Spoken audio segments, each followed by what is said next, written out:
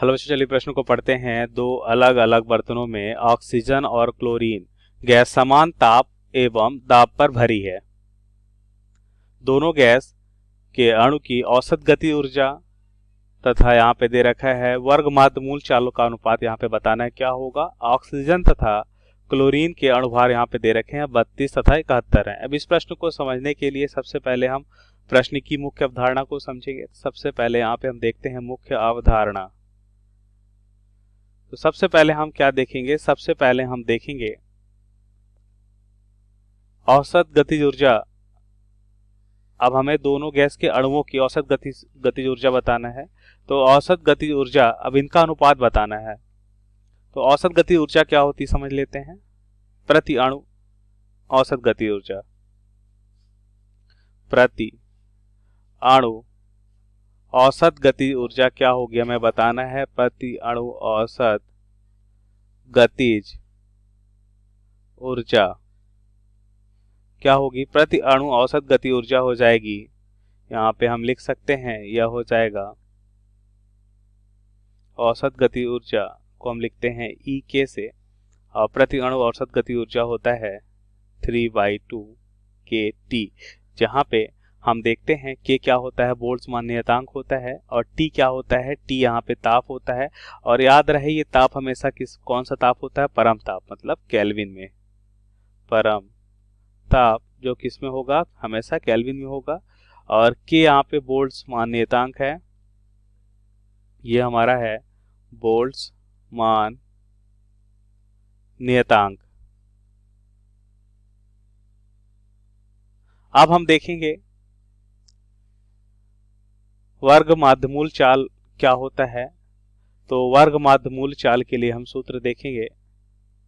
वर्ग माध्यमूल चाल, वर्ग माध्य मूल चाल, इससे हम लिखते हैं VRMS से, और इसका मान क्या होता है VRMS, इसका मान होता है √3RT/m, जहां पे m क्या होता है, m होता है यहाँ पे अणुभार। अब प्रश्नानुसार उत्तर को समझ लेते हैं। तो पहले हमें सबसे फर्स्ट भाग पे क्या मालूम करना है, औसत गति ऊर्जा का अनुपात, और दूसरा वर्ग माध्यमूल चाल का अनुपात। हमें क्या दे रखा है, दो अलग अलग बर्तन में ऑक्सीजन और क्लोरीन गैस समान ताप व समान दाब पर है। ठीक है, तो ताप व दाब समान है, तो हम लिख लेते हैं किसके लिए, ऑक्सीजन के लिए, और क्लोरीन के लिए समान ताप व समान दाब पे है क्लोरीन। और इसके अलावा इनका अगर हम दाब भी देखें तो ये भी हमें क्या दे रखा है, समान दे रखा है। तो यहाँ पे हम देखते हैं कि ऑक्सीजन और क्लोरीन के लिए यहाँ पे हम देखेंगे ताप और दाब समान है। तो पहले भाग में जैसा कि मुख्य अवधारणा में हमने देखा कि गति ऊर्जा का अनुपात क्या है, गति ऊर्जा का अनुपात यहाँ पे क्या हो जाएगा। तो गति ऊर्जा का सूत्र पहले लिख लेते हैं 3/2 के टी। तो यहाँ पे देखिए के तो एक नियतांक है, 3/2 नियतांक है, इसका मतलब हम कह सकते हैं गति ऊर्जा ताप के अनुक्रमानुपाती है। गति ऊर्जा क्या है, ताप के अनुक्रमानुपाती है।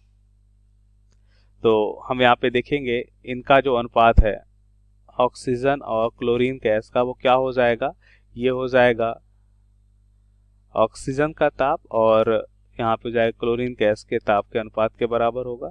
और यहाँ से हम क्या देखते हैं, यहाँ से हम देखते हैं यह हो जाएगा EO2/ECl बराबर हो जाएगा। अब ताप समान है, हमें मालूम है कि दोनों का ताप समान है, दे रखा है, तो इनका अनुपात हो जाएगा 1:1, क्योंकि ताप क्या है यहाँ पे समान है। यहाँ पे लिख सकते हैं दोनों ताप को हम मान लेते हैं T के बराबर, तो ये क्या हो जाएगा कैंसिल, और यहाँ पे हमें मिलेगा 1, तो यहाँ पे लिख लेते हैं 1। अब दूसरे भाग को मालूम कर लेते हैं। तो पहले भाग का उत्तर तो हमने मालूम कर लिया है। अब दूसरे भाग में हमें क्या मालूम करना है, दूसरे भाग में हमें मालूम करना है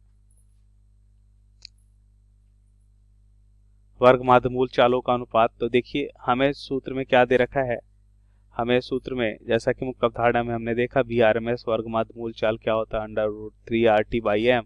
तो यहाँ पे देखिए T समान है, R समान है, K और 3 भी समान है यहाँ पे। तो किसके व्युत्क्रमानुपाती है? VRMS हम यहाँ पे कह सकते हैं कि यह अणुभार के √m के व्युत्क्रमानुपाती है। तो इस तरह से हम लिख सकते हैं।